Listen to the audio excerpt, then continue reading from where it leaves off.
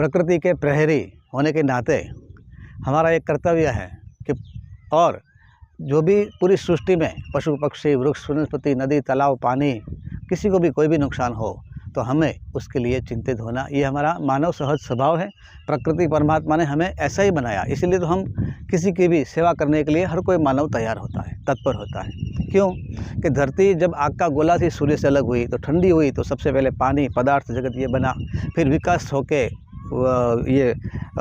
वृक्ष वनस्पति का संसार आया, फिर विकास होकर पशु पक्षी का संसार आया और फिर अंत में हम लोग मानव आए।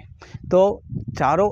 अवस्थाएं मिलकर के एक महाव्यवस्था है और मानव का ये परम कर्तव्य हो जाता है कि पूरी सृष्टि मिलके मेरे लिए हवा, मेरे लिए पानी, मेरे लिए भोजन दे रही है, तो मेरा ये कर्तव्य हो जाता है कि मैं भी पूरी सृष्टि के लिए काम करूं। तो जो मानव मूल्य है उसमें प्रेम मूल्य है, वो अनंत मूल्य है जिसमें पूरा सृष्टि समा जाती है और सृष्टि के कोई भी कण में कोई भी समस्या है तो वो मेरी समस्या है, ऐसा भाव सबके अंदर होना चाहिए और होता ही है, बस उसको उजागर करना है। तो एक प्रकृति के प्रहरी होने के नाते हम आज जल बचाए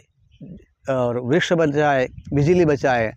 पूरी प्रकृति के जो भी अंश हैं सब मिलकर के ये सृष्टि हरी भरी है और एक स्वर्ग जैसी है, उसको हम बचाए रखने के लिए मेहनत करेंगे। क्यों कि वृक्ष बिजली और जल है तो ही कल है, क्योंकि आज हम जी रहे हैं तो वो उसको और भी बेहतर करके जाए तो अगली पीढ़ी के लिए रहेगा। और भारत आत्मज्ञानियों का देश है, अगली पीढ़ी में हमको ही आना है इस धरती पे, तो हमारे लिए ये काम करना है। तो इस भाव से हम प्रकृति के प्रहरी बने, क्योंकि ये प्रकृति है, जैसे पेड़ है वो अपने आप नहीं बोलेगा कि मेरा ये फ़ायदा है, गाय ये नहीं बोलेगी कि मेरे दूध का ये फ़ायदा है, उसके लिए हमको बोलना पड़ेगा। तो प्रकृति के हम ब्रांड एम्बेसडर भी बने तो कभी भी हम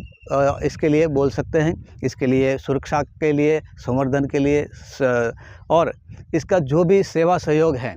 और संवर्धन, उसके लिए हमको तैयार रहना चाहिए। तो हम प्रकृति के प्रहरी तो हैं ही और उसके ब्रांड एम्बेसडर बने और पूरी सृष्टि को ही स्वर्ग बनाए, और यही हमारा आज का सबका कर्तव्य है। धन्यवाद।